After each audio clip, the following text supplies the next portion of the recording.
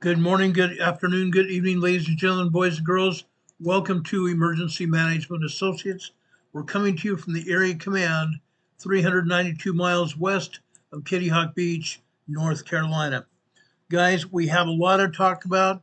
I want to tell you this. I'm very sorry for coming on the air this late.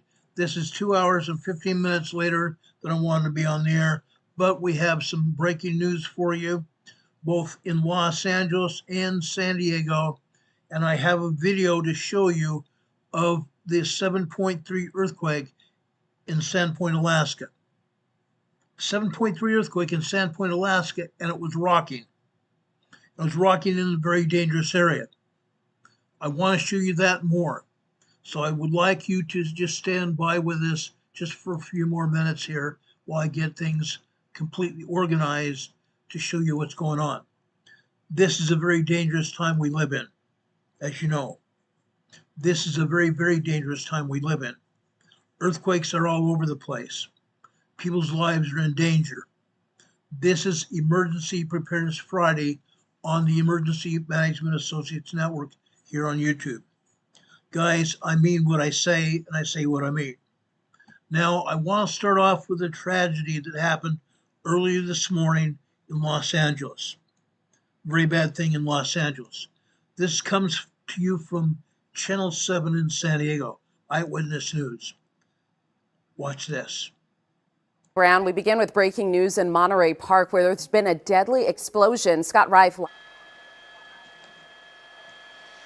Yeah, Rachel, tragic incident here at the SEB compound of the LA County Sheriff's Department. It looks like this explosion occurred in the lot where they housed the bomb squad. It happened around 7:20 this morning. We were overhead around 7:30, and it appeared we could see at least 3 people had been killed. We don't have confirmation, but it did look like all 3 were more than likely LA County Sheriff's deputies. Exactly what went wrong, we have no idea at this point in time. We're not getting any information from the Sheriff's Department or from the Fire Department. LAPD has actually sent their bomb squad to the scene. We saw a pretty good size explosion blow out all the windows of the patrol cars you see in the front of your screen there, but it looks like the explosion occurred off of a ramp from one of the bomb squad vehicles and sadly killed those 3 individuals.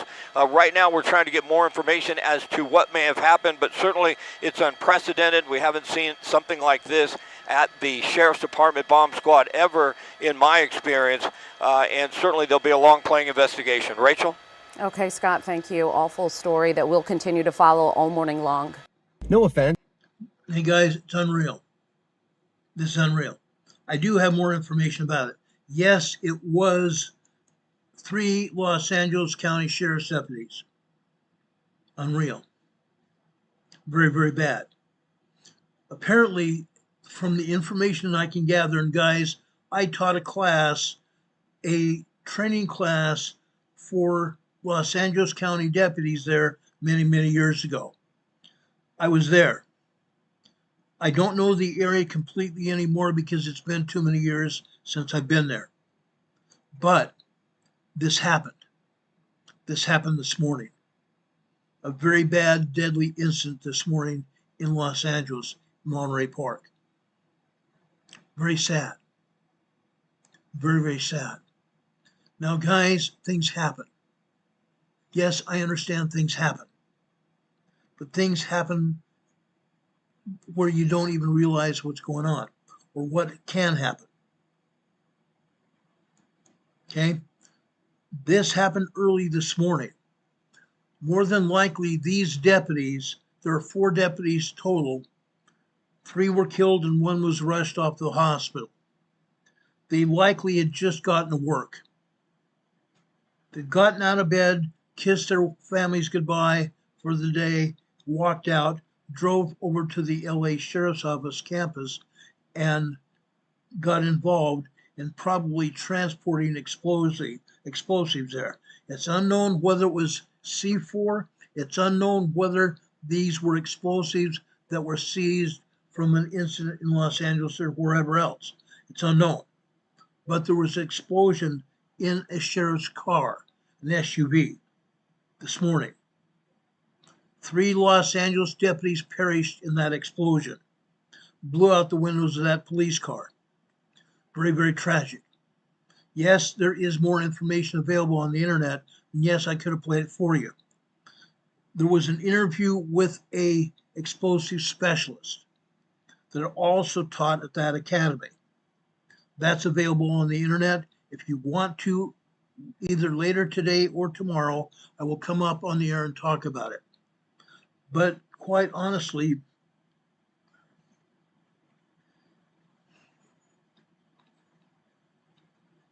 any time where there are law enforcement officers killed, I liken it unto me working. There are many times when I should not have come home. Every time you put on the badge, every time you put on that uniform and walk out your door, you know for a fact that you may not come home later. We all go home later most of the time. But when we leave in the morning or the afternoon or whenever we leave, there is a chance that we might not be able to return to our families.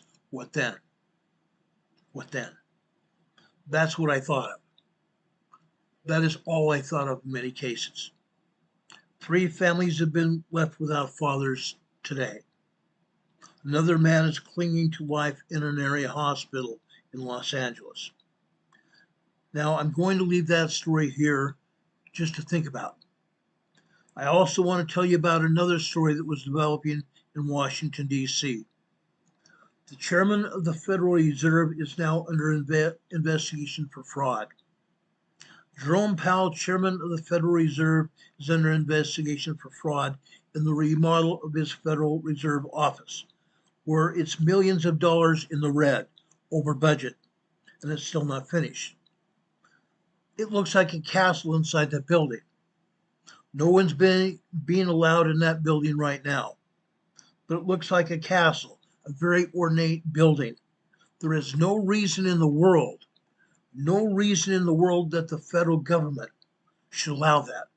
And as a result, Mr. Powell's under investigation. He's been referred to the DOJ for prosecution. Now, I've said this many times, and I've said it again and again over the years. We're going to talk about earthquakes now. The first thing I want to do is show you the earthquake in Sandpoint, Alaska 2 days ago. Big deal. This was live from a bridge in Sandpoint, Alaska.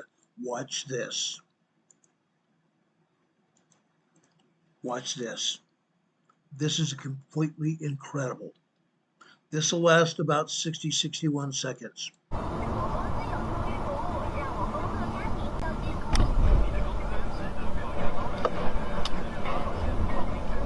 Already you see the shaking happening.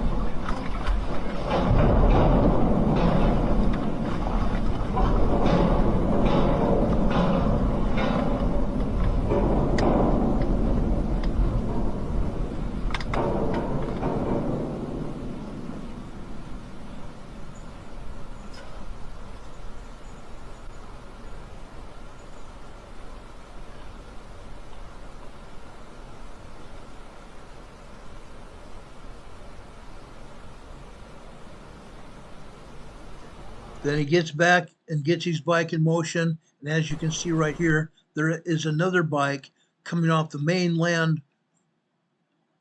where the bridge connects to the mainland there, and he continues going. The car behind him recorded this information. Incredible. Incredible. Now, I've never been inside an earthquake on a bridge before. I don't want to go there. I don't want to go there. That is almost terrifying to realize, okay? But I want you guys to see it for what it is. That was a very dangerous earthquake. A very, very dangerous earthquake. Could have happened to anybody. Could have happened to anybody, anywhere. Now, we are very thankful that we do not have any reports of deaths or injuries in that earthquake that happened just 50 miles offshore south of Sandpoint, Alaska. Incredible. I showed you the helioplots showing you the veracity of that earthquake recorded by the helioplot seismographs. Incredible. Now that was registered as a 7.3 eventually by USBS, they took it down to a 7.0 up to a 7.2 you saw on that little bit of video here, but it was actually a 7.3 earthquake, and I've done my investigation myself, and it turns out it was a 7.5 or larger earthquake. Could have been as much as a 7.8 earthquake. Very major earthquake. If that's all that happens in Sandpoint, Alaska, with that kind of quake, yes, they've had 7.8 earthquakes there as well. They've also had an 8.7. Now, I did not have any video when that 8.7 hit, nor that 7.8. But that was a 7.8 recorded. They say this was a 7.3. 7.3. I have evidence of those helioplods that was much larger. Incredible. Incredible. Surgery says it came in on his data as a 7.8. How odd it varies. Yes, it's how odd. It's because the agencies did not want to put that out as a 7.8. They downgraded it whatever they could do. Now, I have evidence, like I said, that shows it to be a 7.5 to a 7.8 earthquake. I settled on a 7.5 for all intents and purposes, but I believe it was much larger. Now, the information I'm going to share with you now is very pertinent. Very, very pertinent, guys. Now, I'm going to tell you this. We've talked about earthquakes in Alaska. We've talked about earthquakes around the world. And I'm very serious when I say this. It's going to happen. It's going to happen very shortly in San Diego. The information I have given that I'm going to give you tonight is going to be proof of that. There is going to be a terrifying, very strong, dangerous quake in San Diego City. Very strong, dangerous quake in San Diego City. I guarantee that. I guarantee it. It's going to happen. And we're going to talk about it tonight. Now, if you're wondering what I'm doing, I'm manipulating another mouse here, trying to get up some information here.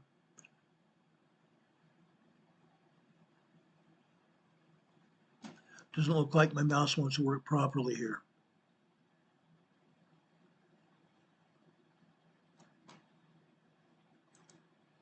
There, I got it to work. Awesome. That's what I wanted to do. Like I said, we are expecting a very large earthquake in San Diego. Now, we've talked about this before. We've talked about it a lot before. I told you years ago that we had an earthquake in the early 90s. We had an earthquake in the early 1970s, actually late 1970s, about 1979, 1980, 81 time period, when I lived in Vista, California, that was centered sometime in some place up in North San Diego County. I told you then that my wife we were in bed on a Sunday morning about 7 o'clock in the morning, and my wife threw her arms around me and was shaking the air out of me. She was scared out of her mind. We lived in an old adobe house built in 1907 in Vista, California. Now it's a museum in Vista, California. We lived there for several years. Had a garden in the back of it. Had a great big huge stone fireplace in the center living room of the house. Our children lived in one wing of the house. There are 4 wings. It was formed like an X like this. Our children, 2 daughters at the time, lived in one part of the house, in one part of the X, and my wife and I were in the other. After this shaking, and we actually saw the adobe block doing this number like waves in the sea. The glass windows were also doing the same thing. When I was able to escape from my wife's clutches, I ran across our house over to our children's bedrooms. They were fine. They were still sleeping. Incredible. A 5.6 earthquake that shook our house like nothing else. Pieces of rock from the fireplace, fell down on the hearth of the fireplace. That's how hard that house shook. Now I'm going to tell you now about another earthquake that hit. There were two other earthquakes that hit on Sunday morning. Well, one was on a Sunday morning, the other was in one afternoon when I was in Lakeside, California. This 5.6 was on a Sunday morning at 7 o'clock. I've told you that before. I was sleeping. The earthquake threw me out of bed, lifted me up in the air and threw me out of bed. I landed on a concrete floor on some carpet right next to the bed. A great big huge plate glass window was above me. 4-foot long plate glass window was above me. The glass was going like waves in the sea. I thought, if that glass breaks, I'm a goner. So I quickly flipped myself over onto the bed, rolled across the bed, grabbed a pair of pants and a shirt, threw them on, and stood in the bedroom doorway. From there, I saw pieces of my ceiling fall onto my carpeted floor in the living room. I thought, that's not good. What if this place collapses? I have another lady that lives above me in an apartment there. So I ran out to the doorway. In those days, they said the safest place you could be is in the doorway, because there's a great big huge header, a piece of wood about 10 inches wide, and it could be however long, was above the doorway. Those are dangerous. Those can come apart in an earthquake. They didn't know it in those days, and I didn't either. But I stood in the doorway. Then I ran across the living room and flung open the door to the living room to my apartment and stood there. What a mistake that could have been. There was a concrete landing above my head where my neighbor lady friend above me lived. I'm going, crap. Pieces of concrete from her landing was falling down on my front steps in front of me. That's not a good place either. What if that concrete comes apart and lands in that doorway and I am hurt? So I ran like a devil outside of there, out to the courtyard on a piece of grass, away from trees, away from light posts, away from any power lines or telephone poles. I thought I was safe. Then a little old Indian man, probably in his 80s, maybe early 90s, ran out of his apartment. He flung his frail arms around me and began squeezing the life out of me. Then the neighbor lady above me ran out of her landing, down the stairs, and joined us in the middle of the grass area, and threw her arms around me and was squeezing the life out of me even more. I thought I was going to die. Then I heard sloshing of water. I'm going, my gosh, what is going on here? I then realized, yes, we had a swimming pool. That pool was right next to the building I lived in. I looked over there, and there's water waves coming out of the pool like this. Big water waves coming out of the pool. The earthquake was still moving. The shaking hadn't stopped. Shortly after that, the shaking did stop. Then the little old Indian man dropped his arms and looked at me, and he asked, is it over? And I said, I think so. Is it safe to go back inside? Unless your apartments come down, it's probably safe, unless the shaking starts up again. The lady above me went back to her apartment as well. I walked into mine. No sooner had I gotten into my apartment, guess what happened? My police captain called and asked me to drive very carefully with my truck, because at the time I was a chief accident investigator for my department, and they had put a light bar on my personal vehicle so I could go from home to accident scenes.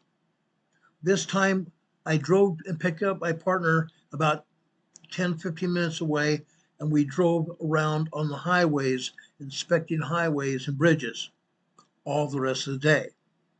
The bridge you see on the left-hand side of this picture is one of the bridges that we inspected on Interstate 15. Yes, Interstate 15. It runs from downtown, not necessarily downtown San Diego, it runs from the city of San Diego all the way up into Montana. One of the largest freeway systems in the world. Runs all the way through from San Diego through Central California, all the way up into Nevada, Arizona, Utah, Idaho, Montana, and Wyoming. Incredible. Anyway, that bridge had come apart. There were actually holes along the side, one side lane of the bridge, and then one great big hole about that wide running across the bridge like that. We had to shut it down. We could not allow traffic to come there any longer. We diverted traffic. Okay? We also closed down one other bridge as well. That wasn't the end of it. That wasn't the end of it.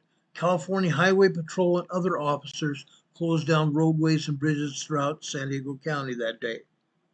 That happens. Well, guys, guess what? It's not over. It's not over at all. No, we have not had an earthquake in San Diego yet. The last earthquake we had in the San Diego Imperial County area was over in Guadalupe, Victoria, Mexico, just south of Calexico in the Imperial County, just south of the border area between the U.S. border and Mexico. Mexicali on the Mexican side sustained a lot of damage. Calexico sustained a lot of damage as well. And other communities in the Imperial Valley that we showed you last night also sustained damages. Okay? That was the last major quake. That was a 7.1. They're saying it was probably closer to an 8.0 on April 3rd, 2010. That was on the San Andreas Fault. Today we're talking about a possible earthquake in San Diego County on what they call the Rose Canyon Fault. Let me describe the Rose Canyon Fault to you really quickly. The Rose Canyon Fault comes out of Los Angeles. Comes out of Los Angeles where it is hooked up to the Newport-Inglewood Fault. It's hooked up to the Newport-Inglewood Fault. Not only that, it's capable of a 6.9, 7.0 earthquake. It's capable of a 6.9, 7.0 earthquake. Big time. Big time. Okay? It's going to happen. It's going to happen again and again. As I said before, when I lived in San Diego, I experienced 3 5.6 and larger earthquakes between I believe it was 1981 time period, 1981, 1982, up until I left there in 2000. 3 mid-range 5.6, 5.7 earthquakes in those years. It's going to happen. It's going to happen again and again. As I've said many times before, and I'm going to say this again, it's not a matter of if, it is a matter of when a major earthquake is going to hit San Diego. In the past few days, we talked a lot about earthquakes in Los Angeles, San Diego, and the Imperial County in Southern California. Now I'm specifically addressing San Diego City. I would ask everybody to really consider where you live. If you live in San Diego City, you need to be very concerned. If you have family or friends in San Diego City as well, you need to be very concerned. Or even if you have friends in Los Angeles, the Rose Canyon Fault comes out of Los Angeles at the Newport-Inglewood Fault. That means some of that energy can be transmitted up to Los Angeles from San Diego. Now, a new study's come out, just came out. The National Earthquake Conference The National Earthquake Conference said that a major earthquake could hit San Diego City at any time. It could have devastating consequences there. If you have family, you have friends, you need to tell them to watch this program. This is going to be vital for their safety. Please ask them to watch this program. They need this information we're going to talk about. Again, this earthquake could have devastating consequences to anybody in that area. I used to live there. I'm going to show you pictures of that. I'm going to show you pictures of that. Now, why am I talking like this? Because, folks, I've been there. I used to live there. I patrolled there. I know San Diego City like the back of my hand even still. Been there, done that. Now, I forgot to put up a picture here. I'm going to try to find it here.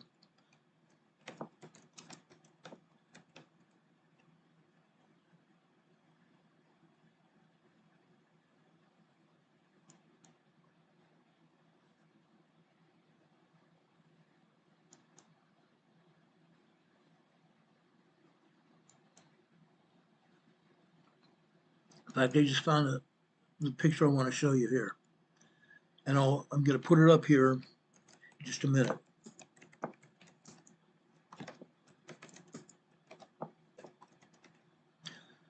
But guys, anything can happen, and anything will happen. We all need to be prepared. We need to get prepared now. This is the Emergency Preparedness Friday. This is Emergency Preparedness Friday. That's why I'm talking with such gruff terms. I mean business. I mean business here. This could happen to your family. It could happen to your friends or my family. Yes, I still have children, grandchildren, and friends, very dear close friends, live in San Diego City and the outlying suburbs of San Diego. This could happen there. This could happen to them. And I'm very serious about this. I want you all to realize what I'm talking about. It could happen to you. It could happen to you wherever you live. Now, if we have more people here that have not seen this program before, I ask you all to subscribe to this program here on YouTube. We talk about emergencies, we talk about disasters, we talk about emergency preparedness. That's what we do on this program. There's no other program like it. No other YouTube program anywhere is like what we do here.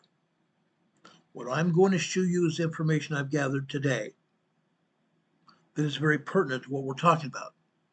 Because again, we've been showing you earthquakes and everything in Southern California for a very long time. Now this information could save your lives. So this could save your lives of your friends and your family, or anyone else that you know that's there. Again, when I came to San Diego in 1972 with my family, I was told that San Diego was the best part of California because it is not directly affected by the San Andreas Fault. The San Andreas Fault, as I've said before, is over on the east side of Los Angeles. It runs from Northern California all the way down to Mexico, all the way down to southern Mexico as well, along the coast of Mexico. Runs that entire distance, thousands of miles. But because the San Andreas Fault was in the Imperial Valley, we were told, well, you don't have to worry about it. Yet I felt 3 large earthquakes, mid-range large earthquakes in San Diego in the 1990s. Incredible. Now, although I'm not there, we found out when I was doing a disaster drill in San Diego City, April 3rd, 2010, that a major earthquake can happen. That major earthquake was along the Mexico-U.S. border, like I said, in Guadalupe, Victoria, Mexico, right at the border. It was felt over in Arizona. There was some damage to businesses and houses in Arizona. There was damage to buildings and houses in San Diego County. As I said before, great big huge plate glass windows from skyscrapers fell to the ground, shattered on the pavement and sidewalks of downtown San Diego. Heidi Petrick just gave out 5 Emergency Management Associates memberships here. Orange Blossom, 1461, JJ, Dale, Deb Reese, Sweet Polly Purebreds here, and Allowahus, ALLOWISHUS is here and received a membership here from Heidi Petrick. Those of you that receive memberships, please thank Heidi Petrick for your memberships.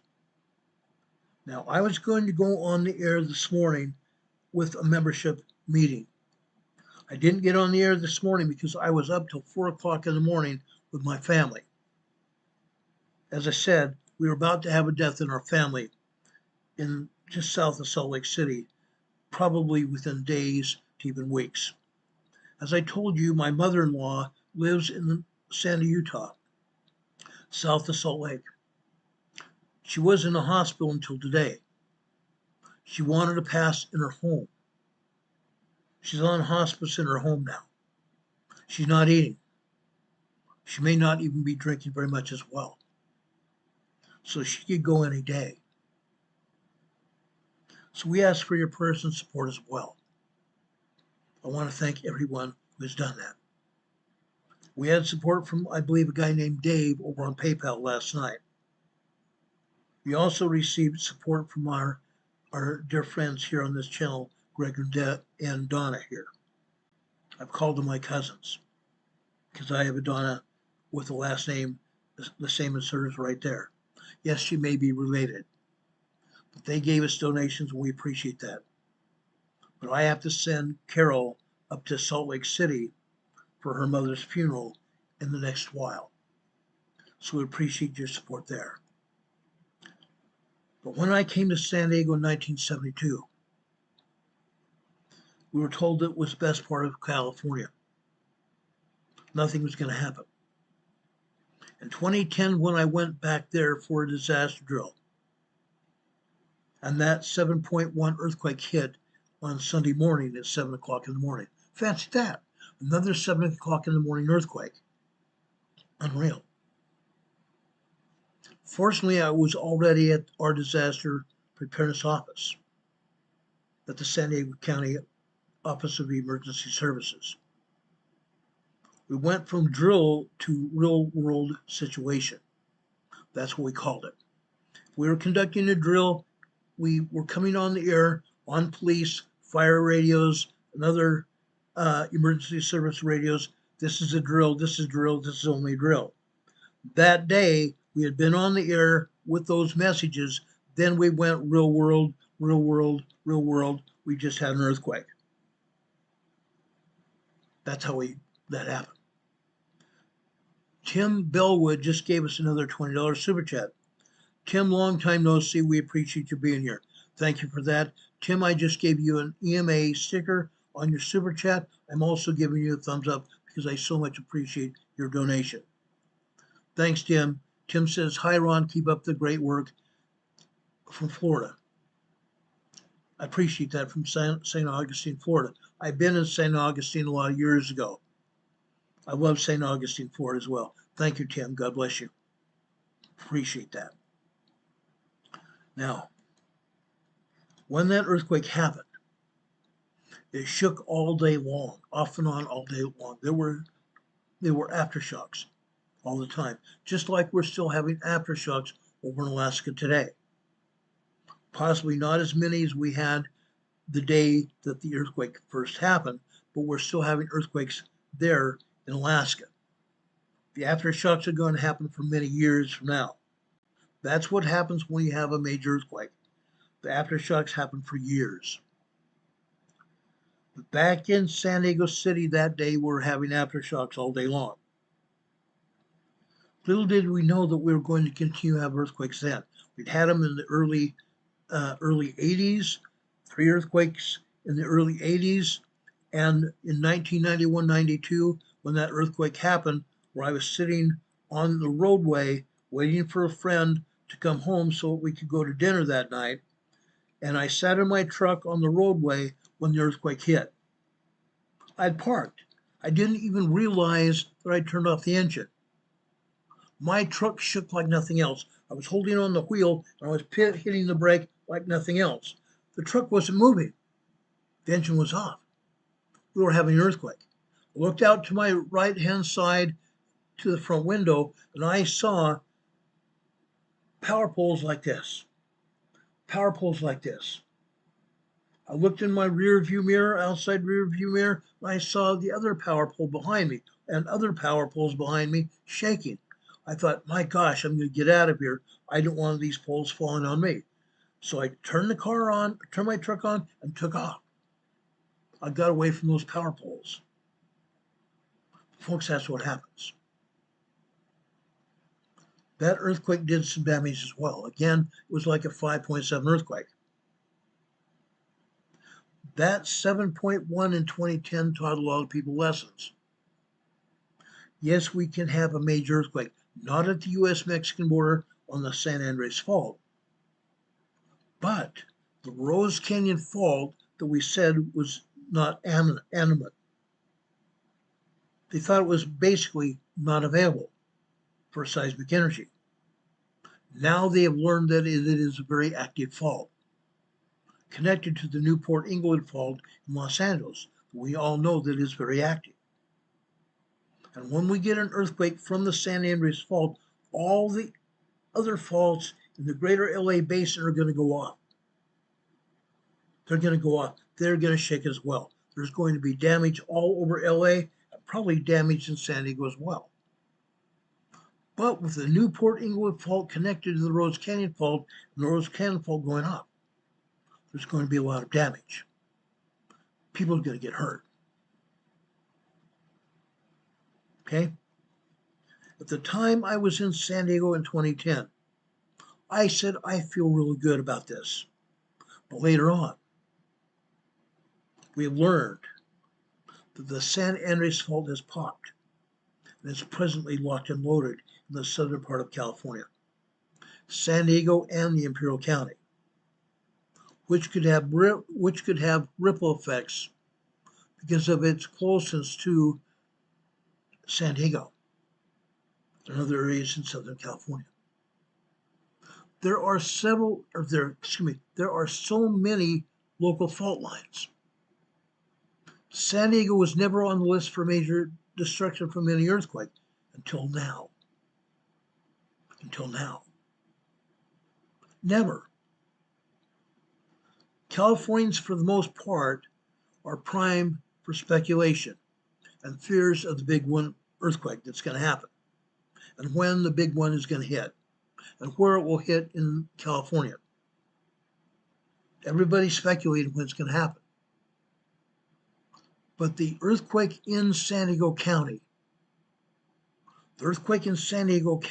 is said that can happen anytime between now and 25 years from now.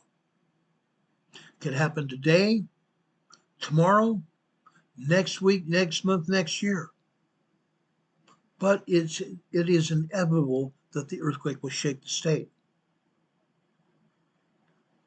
The big one that is characterized by experts to be probably something like a magnitude 7.8 earthquake or above that along the San Andres Fault. Such an event is likely to be 44 times more powerful than the 1994 Northridge, Los Angeles earthquake, which killed more than 60 people and injured upwards of 9,000 people. So we need to ask the question, what is San Diego's risk for a major event? And how they call it scenario earthquake. Yes, that is what they are calling a scenario earthquake. Is this earthquake a risk? That is what is so stunning and what many people do not have a clue about. The infamous San Andreas Fault. That fault does not run through San Diego, but on the east side of Los Angeles and on the east side of the Imperial County Valley area. Yes, when it goes again, there will be more damage, major damage, and the possibility for injuries and casualties. The Rose Canyon Newport Inglewood Fault. Those two faults are two distinct yet connected active fault systems in Southern California. The Newport Inglewood Fault is a 47-mile long right lateral strike slip fault, extending from Culver City to Newport Beach. The Rose Canyon Fault, located in the San Diego area, connects to the Newport Inglewood Fault via a series of short echelon stepovers, what they call stepovers. Together they form a 170-kilometer, 110-mile fault system, a 110-mile long fault system. The Rose Canyon Fault that comes out from the western end of the Newport Inglewood Fault, west of LA, runs along the coastline of Southern California into North San Diego County. It runs into North San Diego County. Let me show you where it is. I want to show you where it is, right here. Okay, up at the top on the left-hand side is Torrey Pines State Nature Preserve. It's a beach. It's a beautiful beach area. I've been there many times and surfed there many times. South of there is La Jolla, a suburb of the city of San Diego. Very rich, exclusive homes. Very rich, exclusive homes in that area. Beautiful. I've been there many times. The Rose Canyon Fault comes out of Los Angeles down the coastline. It turns inland either in Encinitas, which is north of La Jolla, or it comes into La Jolla. They haven't much made up their mind where it actually comes into San Diego City, but it runs along the coastline. It runs inside on land along the coastline. Okay? It runs along the inner coastline down through La Jolla into San Diego City. Then it ends in San Diego Bay. It ends in San Diego Bay. Yes, that's a huge deal. Let me show you the next one. It runs into San Diego Bay right here.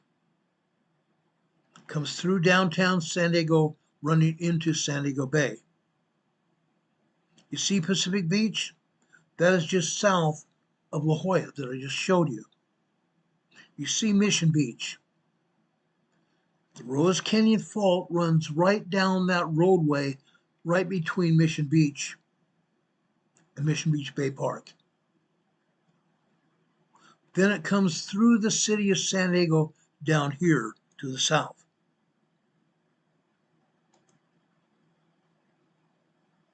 Big deal. It's a huge deal, guys. It's a huge deal. Then it comes out of the bay. And then it runs down through Coronado, out here in the San Diego Bay again, past Naval Station San Diego, where you see National City. You see the piers there? That is the 32nd Street Naval Station, San Diego. You see North Island here, Coronado, Island of Coronado. This is where the North Island Naval Air Station is. We're going to talk about that in a few minutes. In fact, I'm going to leave this map up so you'll be able to refer to it. There are beautiful beaches up and down this area. Beautiful beaches, expensive, beautiful homes, upscale neighborhoods. The best of San Diego that could be offered, if you ask me. The Rose Canyon Fault extends into downtown San Diego. It winds up in San Diego Bay and offshore again to Imperial Beach. Imperial Beach is down south here, where you see the bay down here go inland again. That would be Imperial Beach, just south of Chula Vista. just south of Chula Vista here. Okay, all the way down to Imperial Beach here. Scientists from San Diego State University have determined that the Rose Canyon Fault could generate a magnitude 6.5 to 6.8 earthquake every 700 years. It is long overdue. Refuting earlier research that indicated these quakes only occur every 1,500 or 5,000 years. Do you think that this earthquake could never happen in our lifetimes? They said it could only happen every 1,000, 5,000 years. Prior to 1990, remember 1990? I told you about those earthquakes that happened when I lived in Lakeside, California, in East San Diego County. Prior to 1990, the Rose Canyon Fault was believed to be inactive. That's why everyone felt that San Diego was safe. Now scientists have evidence about the history of earthquakes in San Diego. Fancy that. Now, I don't know whether any of you have ever been in San Diego, whether you lived in San Diego or just visited. This fault line runs through all those areas of San Diego that I talked about. All those areas of San Diego that I talked about. Let's go back up to the city of San Diego here.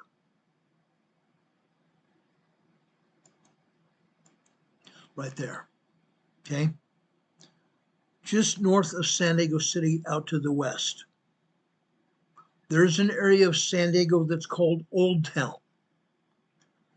The Old Town area of San Diego was developed in the late 1800s. In the late 1800s. It has a lot of history, a lot of American and Mexican history there. It's called Old Town. It's basically an early settlement of long-standing history. It's now a kind of a frontier type tourist attraction with lots of Mexican restaurants and little stores that are decorated there. Curio shops. We can buy knickknacks, things that you're not going to get anywhere else. You can still see entrances to the historic buildings. Let me show you pictures of these buildings here. This is very interesting. Very, very interesting. This is the Old Town Market. This is a pretty good sized store here. You can buy Mexican blankets, curios, and other things here in this marketplace here. It's a great place. You can buy candy here. Mexican and candy for the United States as well. A lot of other things as well. Let me show you some pictures of Old Town because we're going to be talking about Old Town in a minute. Okay? This is Mission San Diego de Alcala. This is a Catholic mission here in San Diego. This mission was first settled in 1700. Okay? It's been around a long, long time. Built of adobe. A lot of the buildings here in Old Town are built of adobe. Beautiful buildings. Very beautiful buildings. Okay? There are covered wagons like this. This is a stable filled with covered wagons. Okay? There is even a jail that I didn't get a picture of to show you, but the jail was built by the Mormon battalion that helped colonize San Diego.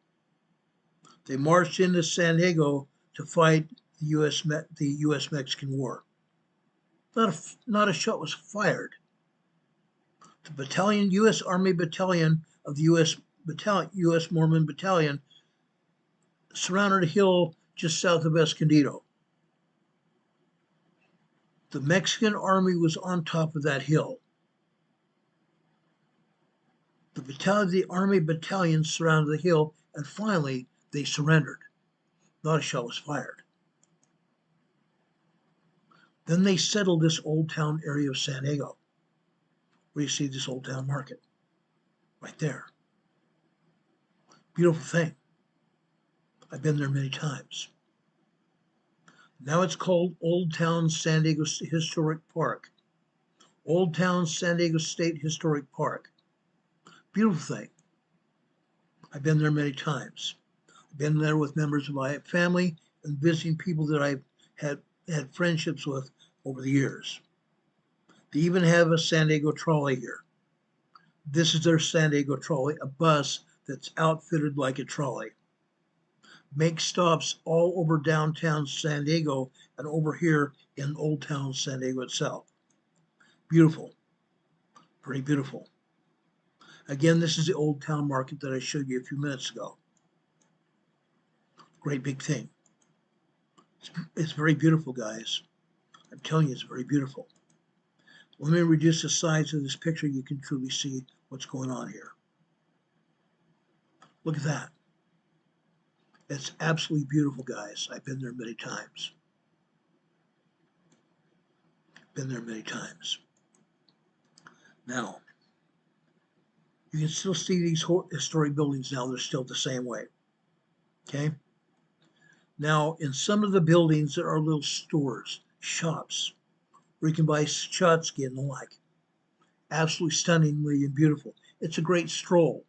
It's a great thing you can do on a one day place. If you stay there for one day, you can go there and visit, and you'll feel like you've seen part of San Diego history. You can stay there for several days and visit. There's a lot to do there. The fact of the matter is, I really love Old Town San Diego. The old tourist trolley goes there from downtown.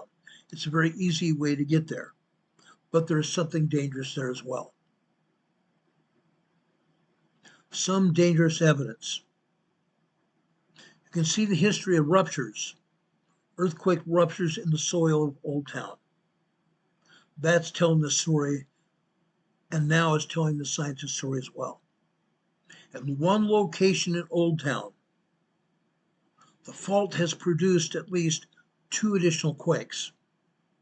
The Rose Canyon fault running through here has produced at least 2 additional earthquakes. A magnitude 5.6 and a 5.7.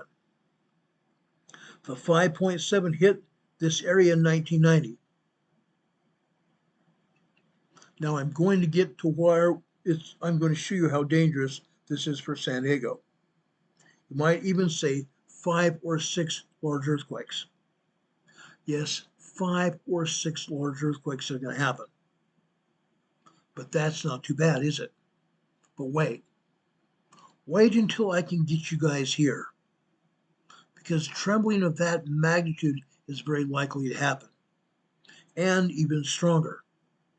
That's what they're saying now. They're saying there is going to be a 6.7, 6.8 earthquake up to a 6.9. Might as well be a 7.0 major quake. But they're saying the earthquake could be even stronger. That's why I'm talking about it. This is exactly why I'm talking about it today, guys.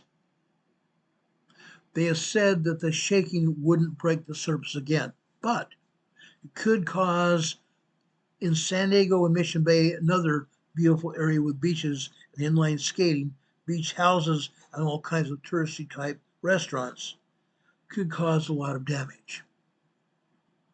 Scientists have dug a trench on the Presidio Hills golf course near San Diego de Alcala that I showed you there.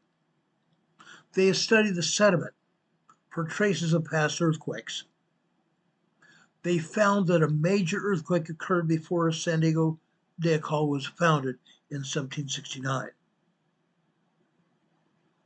1769, a major quake, a 7.0 plus quake.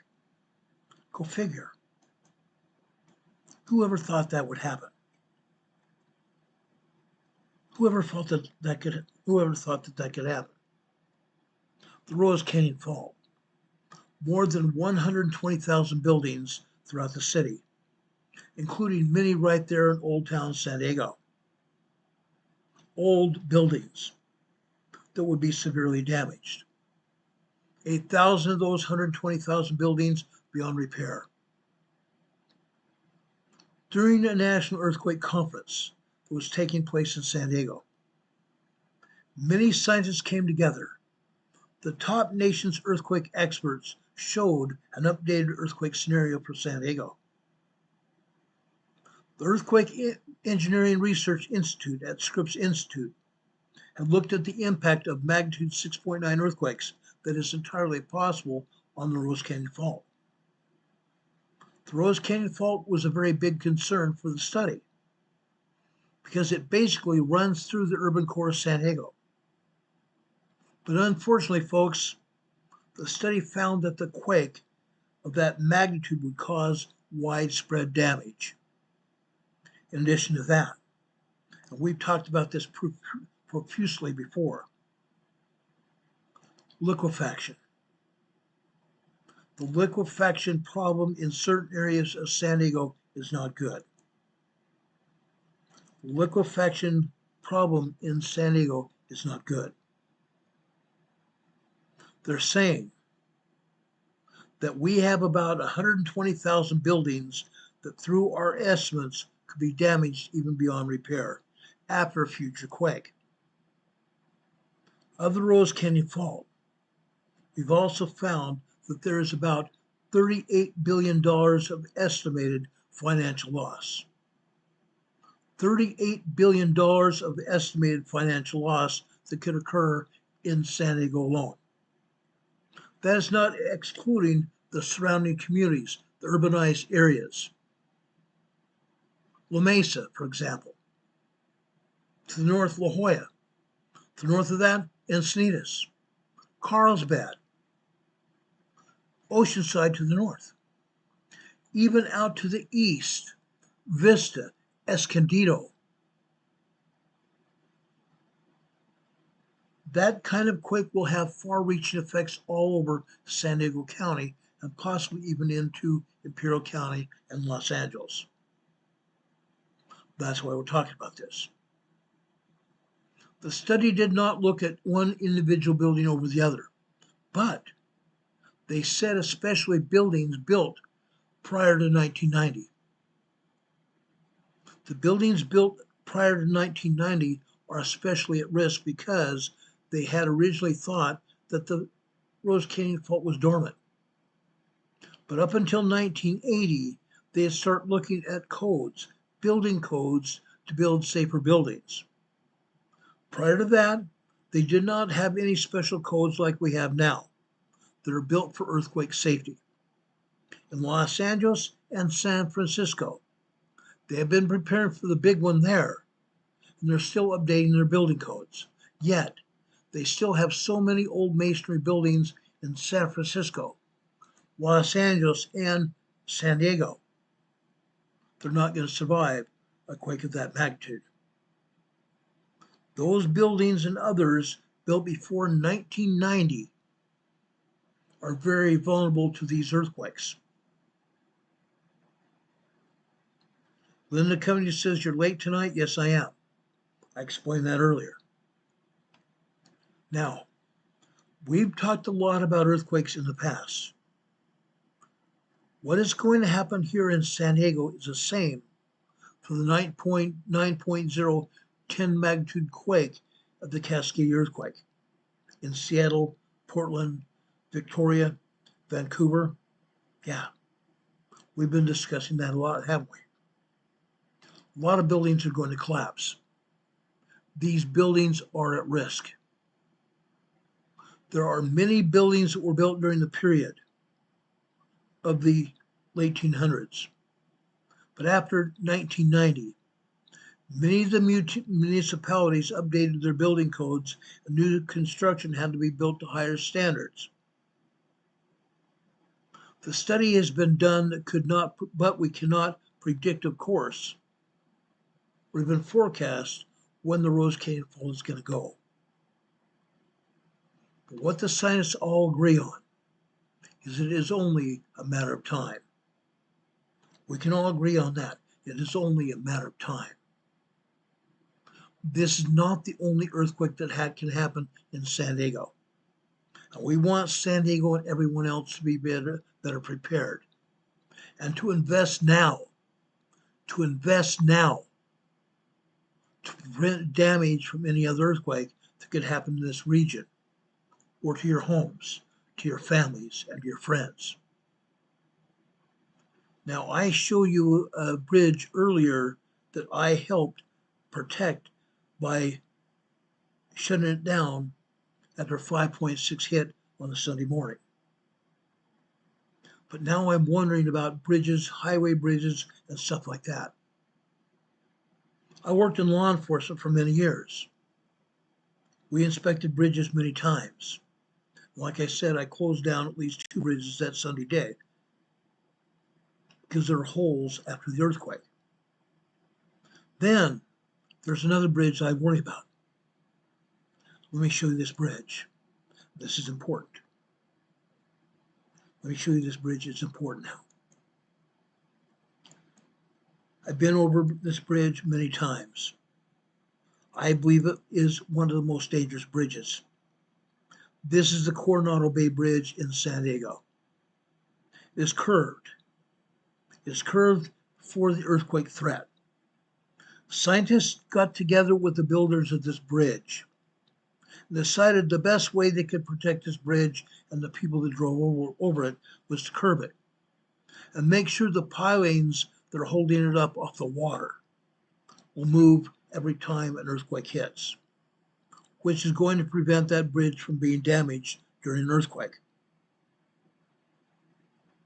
It's going to prevent damage from an earthquake. Let me enlarge that so you can see it. Like I said, I've been over that bridge many times. I believe it is a very dangerous bridge. Okay?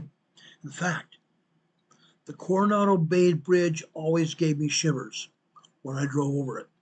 No, I never drove over it during an earthquake. But whenever I drove over it or anywhere around it, I always tried to drive in the middle of the bridge.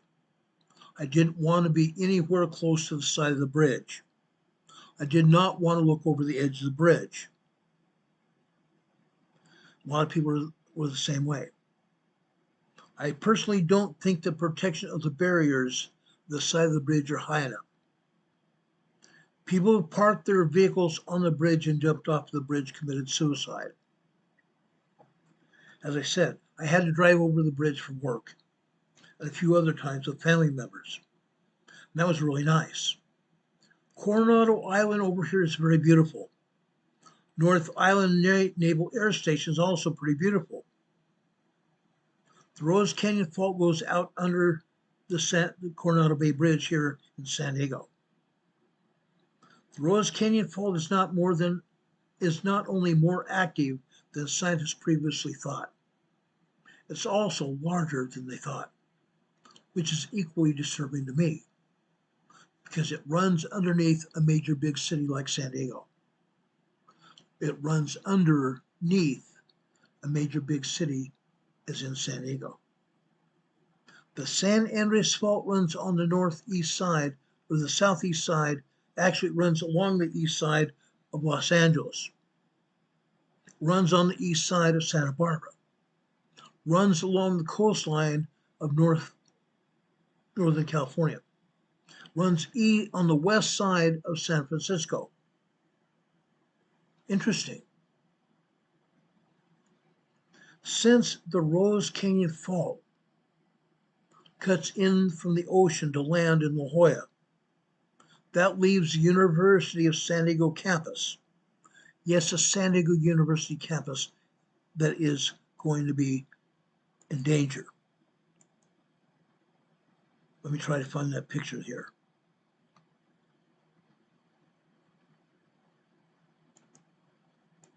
No, it's not that one. Right here.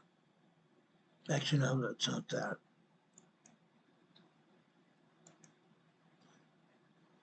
Okay, here is Pacific Beach. North of there is La Jolla. Let me try to see if I can find that right there. There it is. Here it is. Okay. University of San Diego, California is in La Jolla. Very beautiful college campus. Beautiful. I've been there. But there's a risk of its destruction. It was built before building codes were upgraded.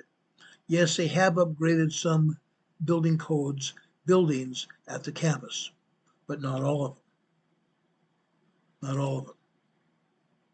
In 1862, the Rose Canyon Fault produced a magnitude 6.2 earthquake. To make it clear, they're pretty sure it is capable of producing an earthquake up to magnitude 7.0. They're pretty sure the Rose Canyon Fault is capable of producing a 7.0 earthquake, major earthquake. What they're saying right now is that there is an 18 to 20% probability of a magnitude 6.7 or larger earthquake occurring in the next 25 years or tomorrow. In the next 25 years or tomorrow. That's a very short time frame, isn't it? We can see smaller earthquakes as we already have seen. Yes, we've seen 5.0 out in East San Diego County on the San Jacinto Fault. We've seen 2.2 earthquakes in San Diego City before. We've seen 3.5 earthquakes in San Diego County before. Large earthquakes have occurred, and they can happen again. And this time it could create a lot of damage. If a magnitude 5 or larger earthquake, such as a 6.0 to 7.0 earthquake, it could cause major damage and casualties as well. Now, we have seen the government, not just in San Diego, but all over this country. We've seen the government that cannot even cope under present circumstances. What is going to happen to the city of San Diego in the event of a scenario 7.0 earthquake? A scenario 7.0 magnitude earthquake. They call it a 6.9 magnitude that will occur on the Rose Canyon Fault. Coastal communities such as La Jolla, Silver Strand in the Imperial Beach running out of Coronado may be nearly cut off to all lifeline utility and infrastructure services. Coastal communities from the city of San Diego north to La Jolla and south to Imperial Beach could be cut off from electricity, water, and gas services. Water, wastewater, gas, and electricity. Everything that is east of the Rose Canyon Fault and even west of the Rose Canyon Fault, because the Rose Canyon Fault comes inland. So everything along the coastline could be damaged, and even more inland than that. All the way out to El Cajon, Escondido, Ramona maybe, way out of east of Poway. Yeah, Escondido. Everything could happen. We talked about this kind of thing in LA. We talked about it in San Francisco. We've talked about it in Washington and Oregon. This is going to happen in San Diego. When that earthquake happens, infrastructure will be cut off for weeks and even possibly months, maybe longer. That is how widespread and intense of destruction we're talking about. We're not talking about days or weeks. We're talking even months. Further, they're estimating there will be significant damage to transportation systems along Interstate 5, Interstate 15 that I told you about earlier, and then Interstate 8 that leaves San Diego City, that major interstate going east and west that you see here in this picture, going all the way out to the Imperial County. Interstate 8. These interstates are 4-lane freeways in each direction. Interstate 5 that basically connects from San Diego all the way up through California, all the way up through California, Oregon, Washington, all the way to Canada. Interstate 5. That is significant damage. That is significant damage, guys. Significant damage to the highway systems. to the bridges, and even the San Diego International Airport. Fancy that. Damage to San Diego International Airport. The San Diego Airport was, I'm sorry, that's not it. The San Diego International Airport,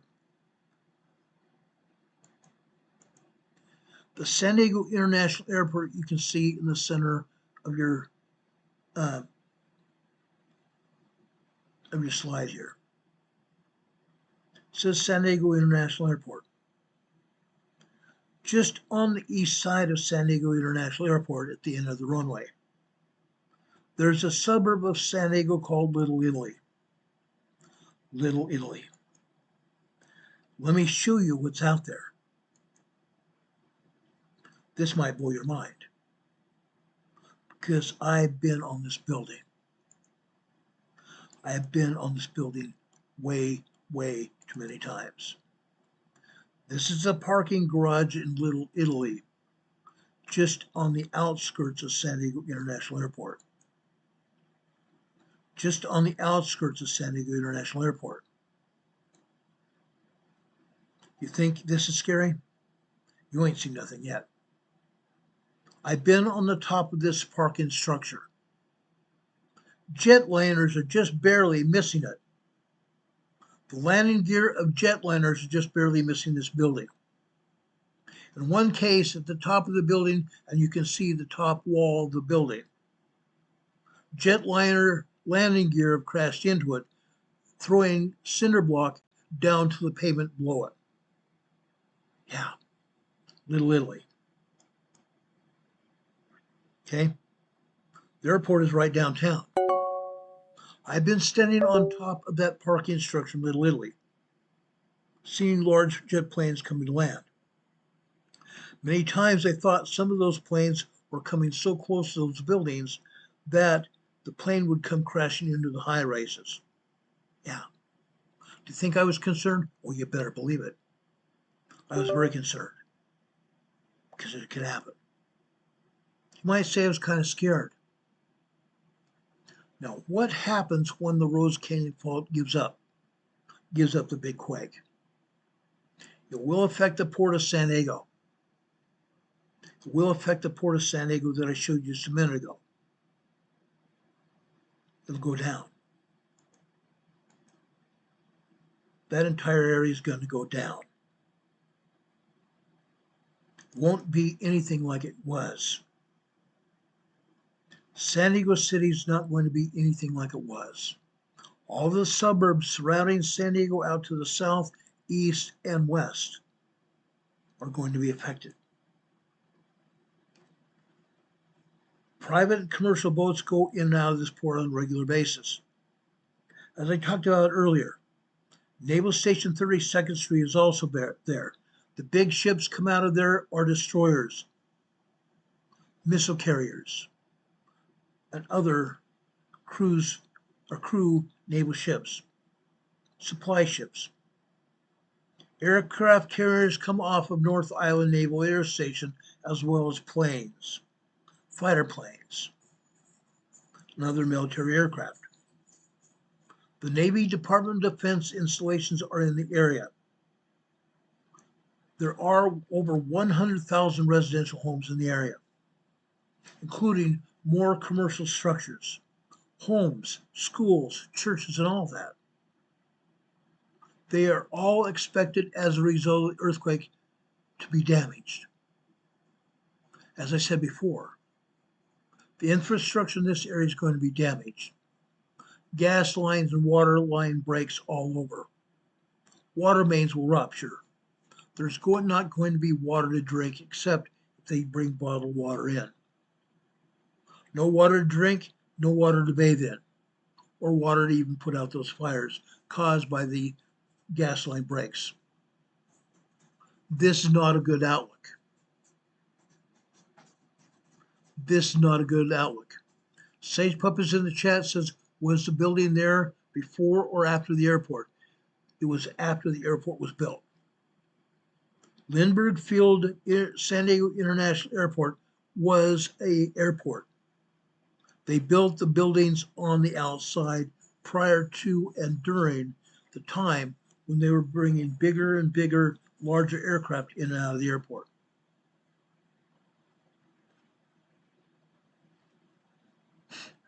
Say, Pup, I love how you put that. Who would build a high rise in front of a landing strip? Yeah, too much money, not enough sense. SENSE. I agree. Again, this is not a good outlook at all. San Diego city government and county government knows about the threat of severe infrastructure damage from the earthquake. The government has, of course, influenced builders to install stricter building regulations. Naturally. The California Geological Survey, along with US Geological Survey, BS survey, have outlined development zones that were implemented in the late 2020, 2021 area. Interesting. Just 4 years ago. Development zones. Interesting, huh? These new measures require developers to provide proof of new structures being safe from a distance away from the fault. New structures being built from a distance away from the fault have to prove that they are earthquake safe. They don't want developers to build on the fault any longer. Yes, there are already buildings built on the fault. University of California, San Diego is right smack dab on the fault in La Jolla. Now this sounds scary, guys. I've been there. They say that more than half of the campus buildings at UC San Diego pose a significant risk of life. They pose a significant risk to life. Now there is an online database that you can find online that is available for those of you that are interested in sending your kids to that school. It's online, it's available. You can check it out, which building or hall that is more stable than the others, which ones are more at risk. Now here's something very interesting, guys. What else could influence earthquakes in California? What else might influence earthquakes in California? Any ideas, guys? I'm watching the chat here. What things could influence buildings and earthquakes in San Diego? Any ideas? I'm excited to see my buddy Don Patoka here. I saw him here earlier. I appreciate you being here, Don. God bless you. Don is a very dear friend of mine. I've known him for years now. Very dear brother of mine. Richard Smith says solar activity? Yeah, that's possible. But what else could influence earthquakes in California? Any ideas? Linda Covington says soil? Oh yeah, absolutely. What else? JJ says Alaska. Alaska has very little influence in San Diego or California for that matter.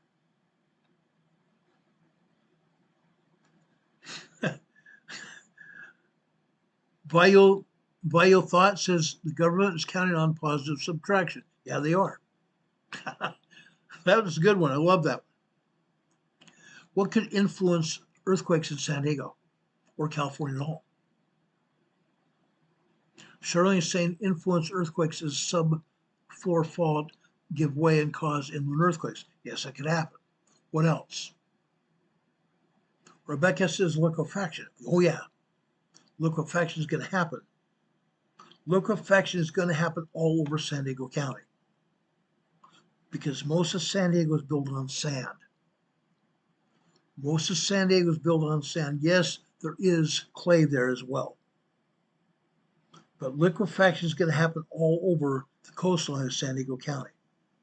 All over. What else? Linda Covington says reinforcement. Yes, they're going to have to reinforce the buildings. They're going to have to. ISIS bombings? Well, that could do it too. What else? And Pickering says volcanoes. Yes, I could do it. The Southern Butte volcano over in Imperial Valley could do it as well.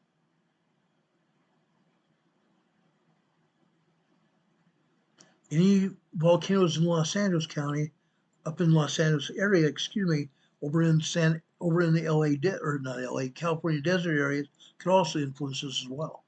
What else?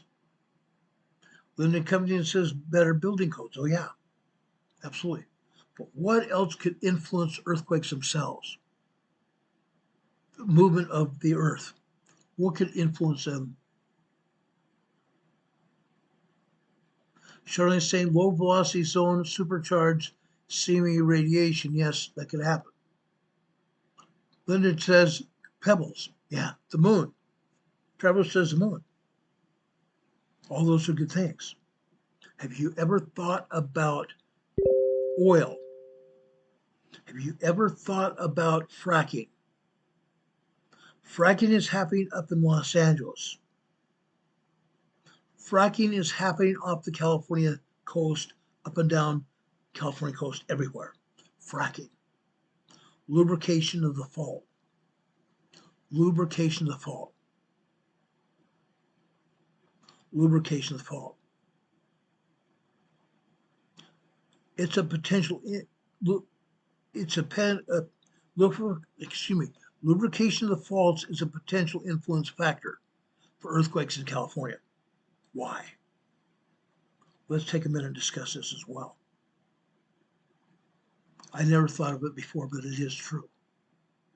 And Pickering says lava beneath their feet. So yes, absolutely. But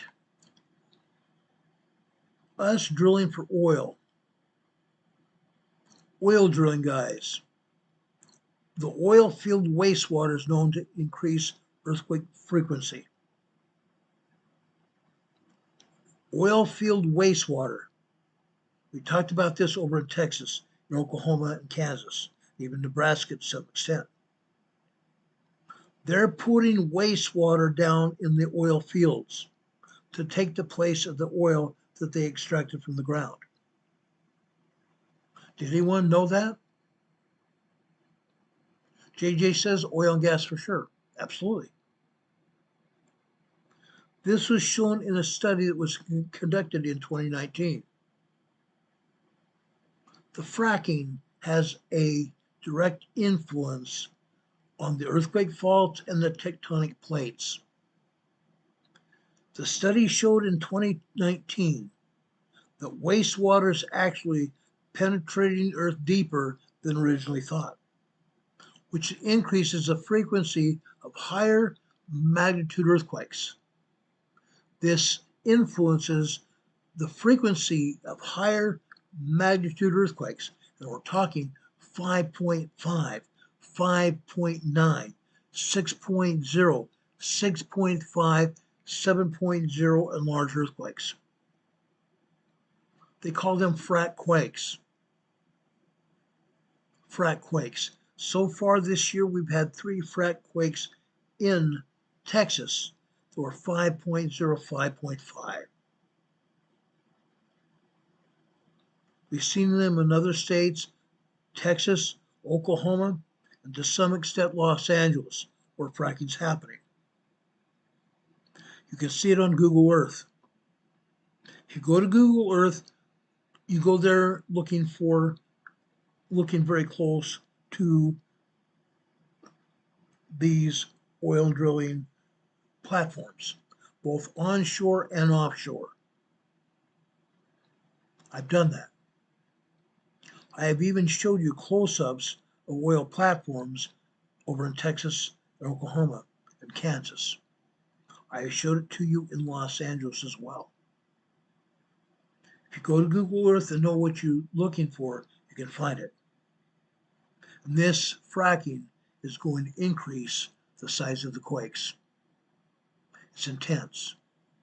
Fracking quakes is intense.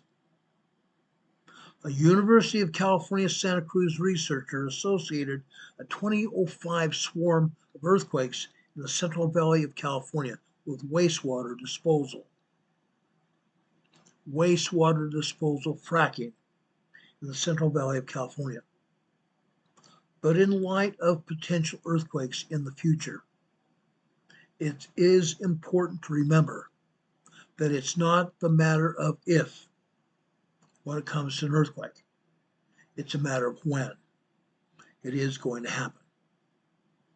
That is why I wanted to come to you tonight to talk to you about what is going on. I felt very, very motivated to talk about this because this is Preparedness Friday. We've talked about earthquakes in California before. We've talked about earthquakes in the Imperial Valley. We've talked about earthquakes in Oregon, in Washington, in Canada, Alaska, and literally around the world.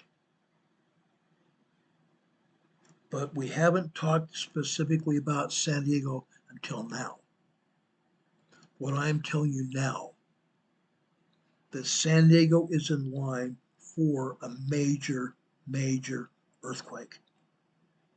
And there will be over 120,000 buildings that are going to be destroyed. Some of them beyond recognition, some of them beyond repair. It's going to happen. Shirley is asking in the chat, if you drill into a fault all over the globe, what do you expect to happen? God put things down there for a reason. You're absolutely right. Shirley says she's worried for Kansas, Albania's Opherdite companies for hydrogen production. I totally agree. That's going to happen over in Ukraine as well. That's happening in Russia. We don't hear about it in Russia because they don't want to talk about it. We don't hear about it much in Iran or Iraq, but it's happening there as well. It's happening in Sudan, happening in Saudi Arabia, happening all over. But they don't talk about that, do they? We're also seeing earthquakes happen in those areas as well. Don Patoka says, if yesterday was how you prepared for today, it will determine how well you endure tomorrow. I agree. JJ says, to his point of view, it seems like the pressure is rising in California. JJ, you're absolutely right.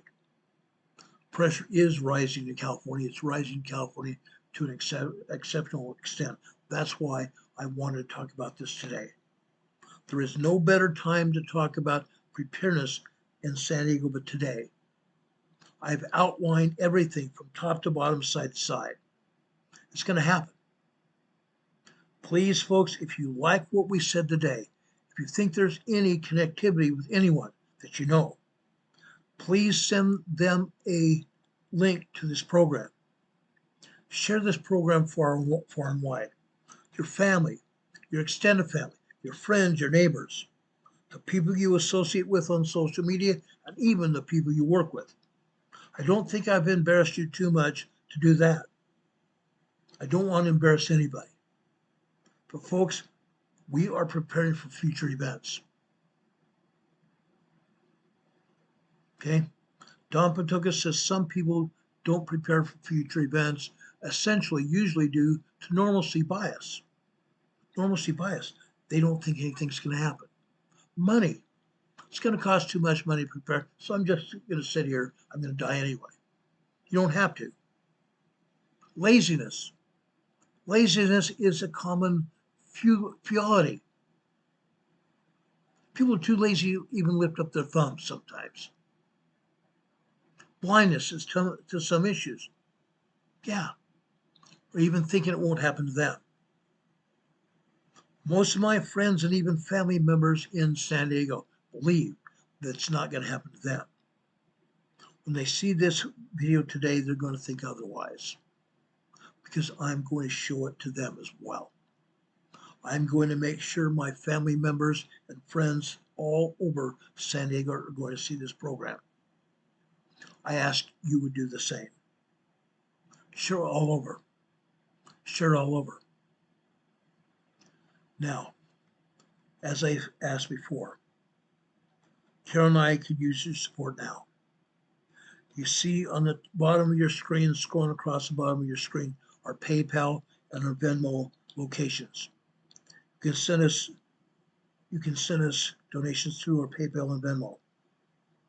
Our friend Dave here that watches this program sent us a donation through PayPal last night, and Gregory and Donna sent one earlier today.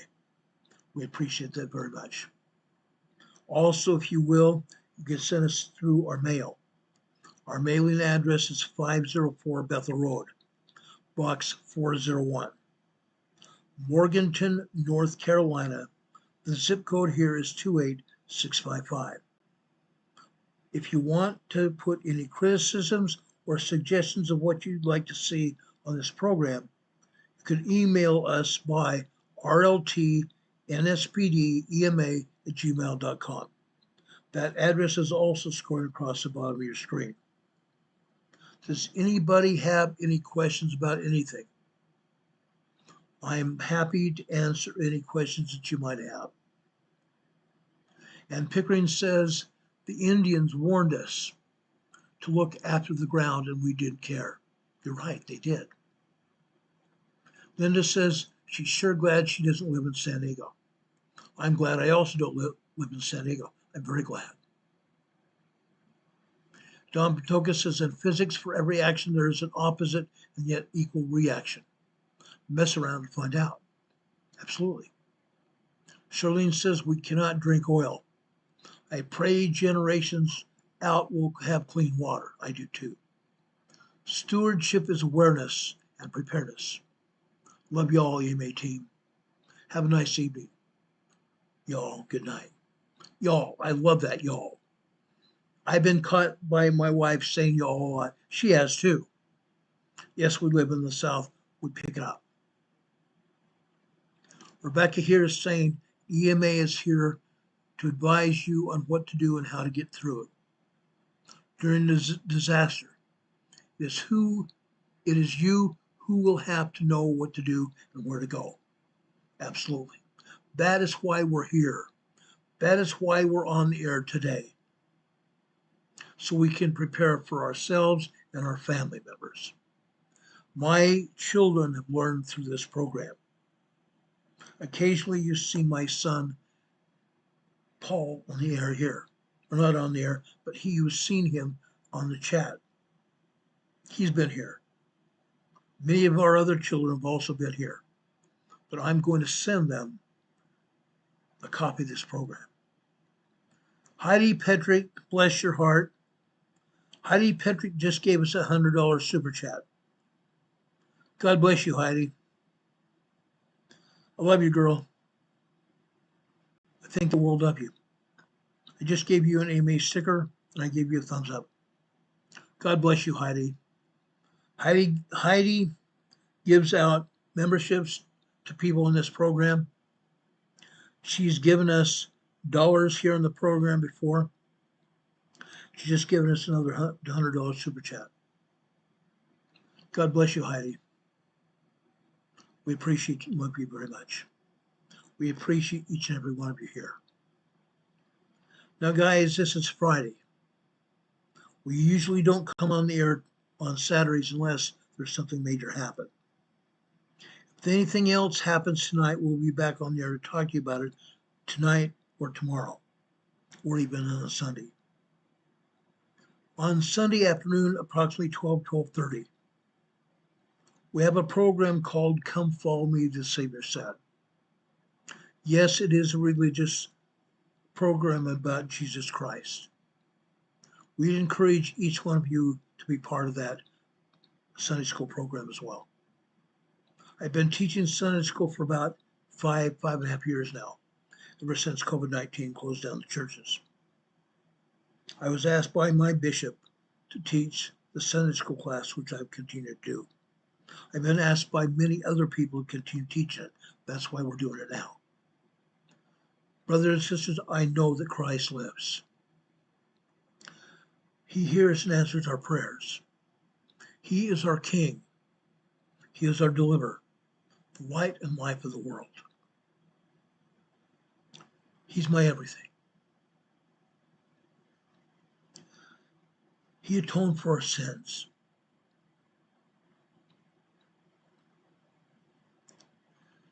The atonement of Jesus Christ started in the Garden of Gethsemane. While he prayed to his Father, he knew what was going to happen in the very near future after that. He prayed so mightily that he bled great drops of blood there in the Garden of Gethsemane. That's where the atonement started. It finished at the cross in Gethsemane. Brothers and sisters, each one of us can take part in the atonement ourselves. We have the ability to repent. We have the ability to take part in the atonement ourselves by making sure that we repent and let the Savior, under his strong arms, he took upon himself the sins of the world so that we might live again, so that we could live in the highest degree of heaven with our Heavenly Father and Jesus Christ by our sides. May God bless you. May God bless you that you might partake of that great blessing that our Savior and Redeemer, Jesus Christ, gave us. Take part of it. Take part of it. Earlier this afternoon at 4 o'clock, well, actually about 3 o'clock, we got a notification of a bad thunderstorm coming in. Yes, we heard thunder after that, and I did not come on the air right away because of that. But I did come on the air because I believe what we said had to be said. Yes, I am a prepper. I don't like that word. I'm a preparation specialist. I'm an emergency management specialist. Please, folks, subscribe this channel. Make sure if you're subscribed, make sure you're still subscribed, because YouTube keeps unsubscribing people. When you subscribe, please click on that little notification bell as well. When you click on that notification bell, folks, there's a drop-down menu of 3 items come up. When you see that drop-down menu come up, click on the word ALL, all. That will get you notified when we come on there, but believe it or not, YouTube does not always notify everybody. Usually Monday through Friday, except for tonight, we usually come on the air sometime after 4 p.m. That was our goal. May God be with you this day and always. May God bless you. May God be with you until we can meet again. Have a good night, everyone. Do know that I love you.